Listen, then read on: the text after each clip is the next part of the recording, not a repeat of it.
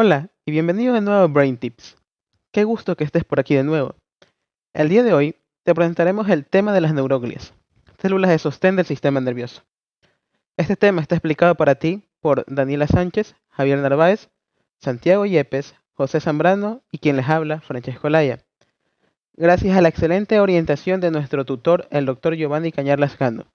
Sin nada más que agregar, bienvenido a la familia Brain Tips. Bueno, primero, ¿qué son las células de la glía?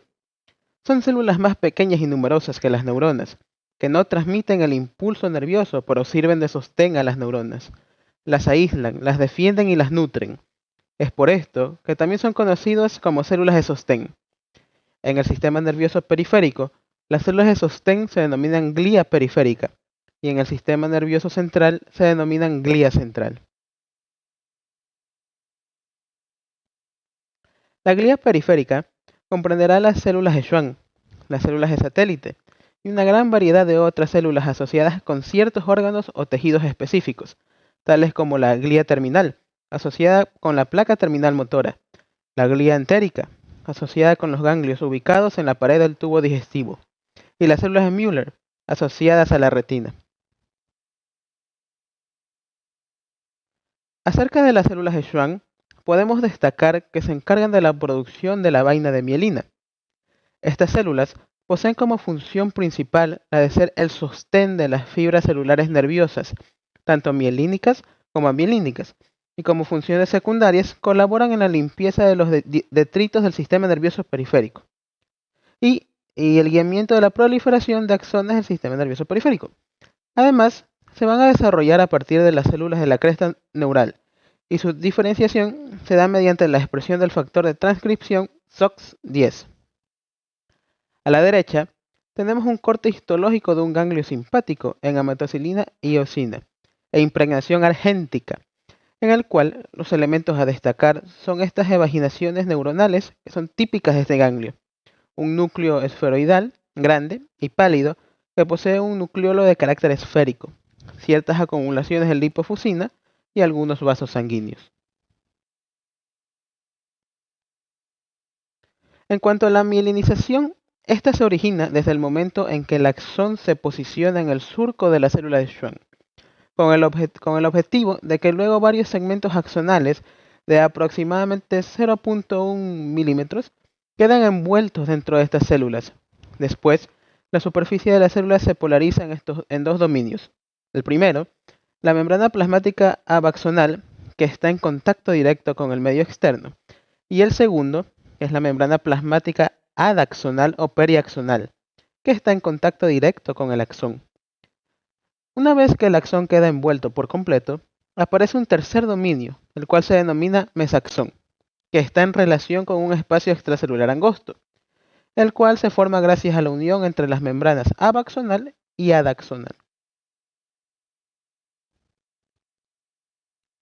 Debemos tener en mente que la vaina de mielina se forma a partir de capas compactadas del mesaxón de las células de Schwann, enrolladas en forma concéntrica alrededor del axón. Su formación tendrá inicio cuando el mesaxón de la célula de Schwann rodea el axón. Luego de esto, una extensión laminar del mesaxón se enrolla alrededor del axón con un movimiento en espiral. Las primeras capas o láminas de la espiral mencionada no están dispuestas en forma compacta, es decir, que parte del citoplasma queda en estas pocas primeras capas. Posterior a lo anterior mencionado, a medida que el enrollamiento progresa, el citoplasma es extraído de entre la membrana de las capas concéntricas de la célula de Schwann. Del lado derecho, podemos ver una fotomicrografía electrónica de un axón en el proceso de mielinización, en el cual la mielina consiste en cerca de 6 capas de membranas y sigue en desarrollo. Podemos ver cómo el mesaxón interno y el mesaxón externo de la célula de Schwann son partes de la membrana del mesaxón. Además, es posible observar la lámina basal externa de la célula de Schwann y la cantidad considerable de citoplasma de la célula, el cual está asociado con el proceso de mielinización. En la siguiente imagen podemos destacar 4 estructuras importantes. La primera, que en un extremo encontramos el collarete externo del citoplasma perinuclear, el cual se relaciona con la membrana abaxonal, el núcleo y orgánulos. Como segundo punto tenemos que en contraparte está el otro extremo al collarete citoplasmático interno, que está en relación a la membrana adaxonal. Tercero, encontraremos a las incisuras de Smith-Laderman, que estarán interpuestas dentro de las laminillas de mielina a manera de pequeños islotes. Y por último, el citoplasma perinodal, relacionado con los nódulos de Ranvier y el collarete externo que mencionamos anteriormente. Durante la mielinización, llega un punto en el que las brechas comienzan a desaparecer, como resultado de la espiralización del mexazón sobre sí mismo. Es aquí cuando se compacta la vaina de mielina. Este último proceso viene acompañado de la expresión de la proteína 0, la proteína periférica de la mielina de 22 kilodaltons, la proteína básica de la mielina, que en conjunto se denominan proteínas transmembranas específicas de mielina.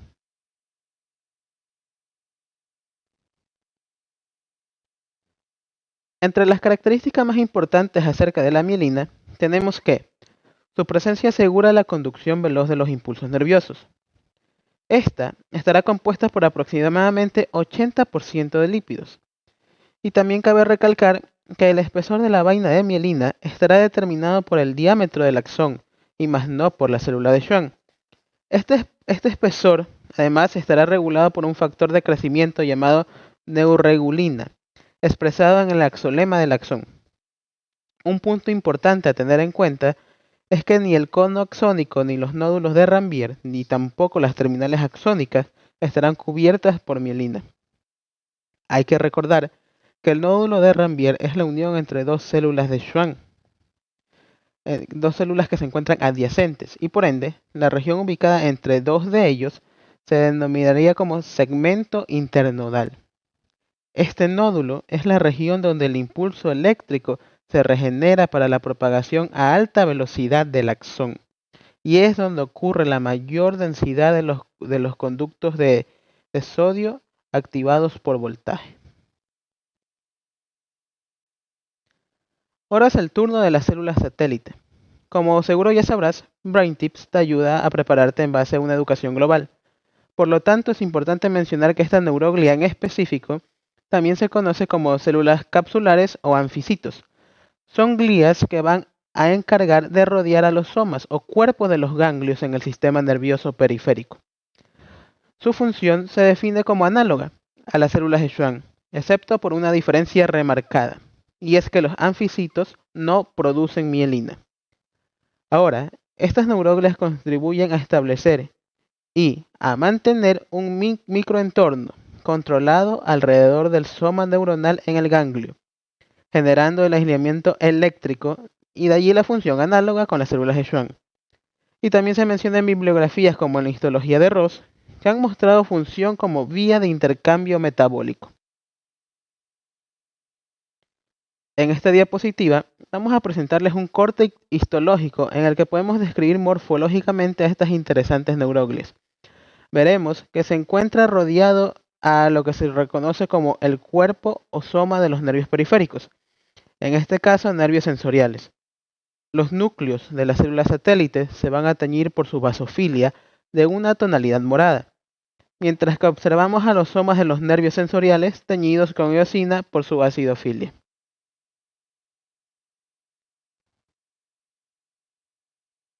Ahora abrimos paso a lo que son las glías centrales. Estas se encuentran en estructuras del sistema nervioso central, tales como el cerebro, el cerebelo, el tronco cerebral y la médula espinal. Existen 4 tipos de células gliales centrales, y estas son los astrocitos, los oligodendrocitos, la microglia, los ependimocitos, o células ependimarias. Las características las vamos a ver en diapositivas posteriores. Empezamos con los astrocitos. Su morfología, como indica su nombre, recuerda a una estrella por la gran cantidad de prolongaciones, llamadas pies, que irradian del soma hacia las células vecinas. El núcleo de los astrocitos es más claro que el de otras células de la glía, y el citoplasma contiene numerosos gránulos de glucógeno y filamentos intermedios, compuestos por proteína ácida fibrilar glial, que solo se encuentra en los astrocitos. Son células de morfología heterogénea que proporcionan sostén físico y metabólico a las neuronas del sistema nervioso central. Son las principales y más numerosas entre las células gliales. Asumen un elevado número de funciones clave para la realización de la actividad nerviosa. Los astrocitos no producen mielina y se han identificado dos clases de ellos. Los astrocitos protoplasmáticos, que prevalecen en la cubierta más externa del encéfalo, denominada sustancia gris. Estos astrocitos tienen abundantes evaginaciones citoplasmáticas, cortas y ramificadas. Y los astrocitos fibrosos, que son más comunes en el núcleo interno del encéfalo, llamado sustancia blanca. Estos astrocitos tienen menos evaginaciones y son relativamente rectas. Ambos tipos de astrocitos contienen haces de filamentos intermedios, prominentes, compuestos por la proteína ácida fibrilar glial. No obstante, los filamentos son mucho más abundantes en los astrocitos fibrosos, de allí su nombre. Los astrocitos cumplen funciones importantes en el movimiento de metabolitos y desechos desde las neuronas y hacia ellas. Contribuyen a mantener las uniones estrechas de los capilares que forman la barrera hematoencefálica. Otras funciones de este tipo de células gliales son limpiar desechos del cerebro, transportar nutrientes hacia las neuronas, mantener el pH del sistema nervioso central y el equilibrio iónico extracelular, sostener en su lugar las neuronas, digerir las partes de las neuronas muertas, regular el contenido del espacio extracelular, unir las neuronas a los capilares sanguíneos, mantener una concentración equilibrada entre el medio extracelular y el intracelular, de manera que se previene el ingreso de determinadas sustancias posiblemente nocivas. Participar en los procesos de regeneración de lesiones del sistema nervioso, aumentando su tamaño y enviando sus proyecciones para rellenar la zona dañada. Inducir a la formación de la barrera hematoencefálica. Estos también están implicados en la regulación de la función vascular, acoplándola a la actividad nerviosa, y también se relacionan con los procesos de neurogénesis en el sistema nervioso central, actuando como precursores neurales. Avanzamos con las siguientes células gliales, los oligodendrocitos. Son más pequeños que los astrocitos y con pocas prolongaciones. Su citoplasma denso contiene un núcleo relativamente pequeño y se localizan tanto en la sustancia blanca como en la gris del sistema nervioso central.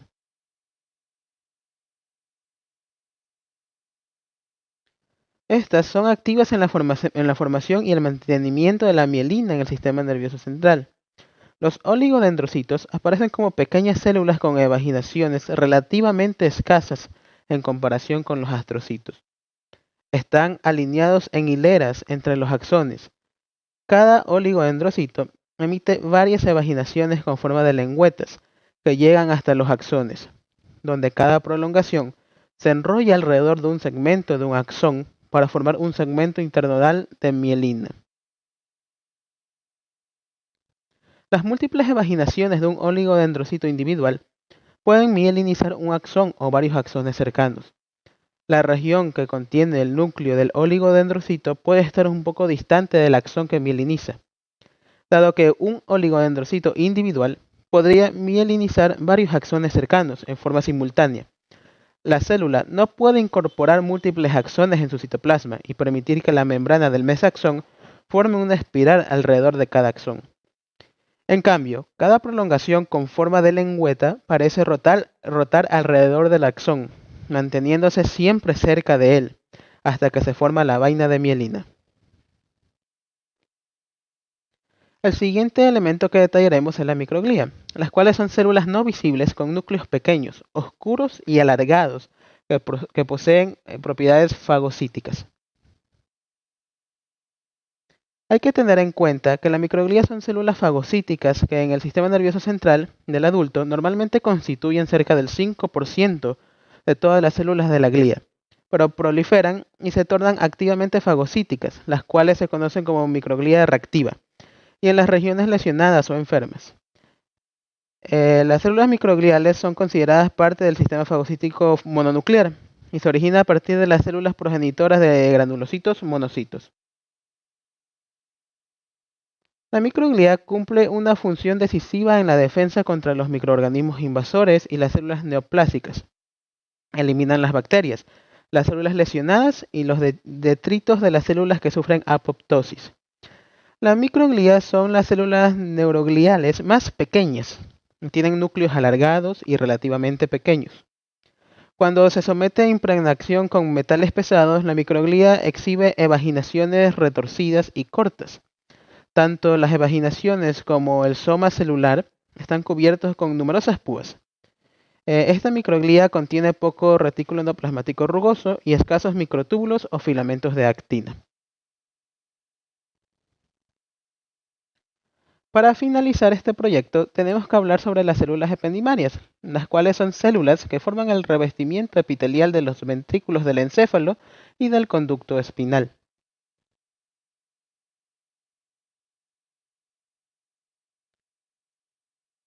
Las células ependimarias o ependimocitos forman el revestimiento epitelial de las cavidades llenas del líquido del sistema nervioso central. Una sola capa de células entre cúbicas y cilíndricas que poseen las características morfológicas y fisiológicas de las células transportadoras del líquido. Están estrechamente unidas por complejos de unión ubicados en las superficies apicales, a diferencia del epitelio típico. Las células ependimarias carecen de una lámina externa. A diferencia del epitelio que usualmente conocemos, estas carecen de la lámina externa. La superficie celular basal exhibe numerosos repliegues que se interdigitan con las evaginaciones astrocíticas adyacentes, y la superficie apical de esta célula posee cilios y microvellosidades. Estas últimas participan en la absorción del líquido cefalorraquídeo. Bueno, las bibliografías que utilizamos para realizar este proyecto fueron la histología de Ross, histología de Ham y la histología de James Lowe Peter Anderson. Bueno, los autores, como los mencioné al inicio, José Manuel Zambrano, Javier Alberto Narváez Torres, Santiago Isaac Yepes Pozo, Marianela Sánchez y quien les habla, Francesco Olaya. Aquí un pequeño organizador gráfico con un resumen donde podemos ver que la glía periférica se corresponde a lo que son células de Schwann, que poseen cualidades o características de sostén de fibras nerviosas que se desarrollan en la cresta neural y permiten la mielinización con las respectivas expresiones del gen SOX10 y la velocidad de conducción relacionada con la mielina y las células de satélite, las cuales forman una cubierta completa alrededor del soma o cuerpo neuronal de los ganglios, y que en los ganglios paravertebrales y periféricos muchas evaginaciones pasan entre estas para establecer así la sinapsis. Y como segundo punto tenemos que la glía central se encuentran astrocitos, oligodendrocitos, microglias y ependimocitos, donde los astrocitos sustentan y modulan las actividades neuronales y permiten el movimiento de metabolitos y desechos desde las neuronas y hacia ellas. Que los oligodendrocitos producen y mantienen la vaina de mielina y que estas son evaginaciones que se enrollan alrededor del segmento del axón para formar un segmento internodal de mielina. Tenemos también que la microglía pertenece al sistema fagocítico mononuclear y representan aproximadamente al 5% de las células de la glía. Y finalmente las células ependimarias, ependimocitos, que forman el revestimiento epitelial de los ventrículos del encéfalo y el conducto espinal. Esta diapositiva es para indicarles, como estudio propio, dos videos que complementan o ayudan a reforzar esta información de este proyecto, los cuales están ahí los links presentes.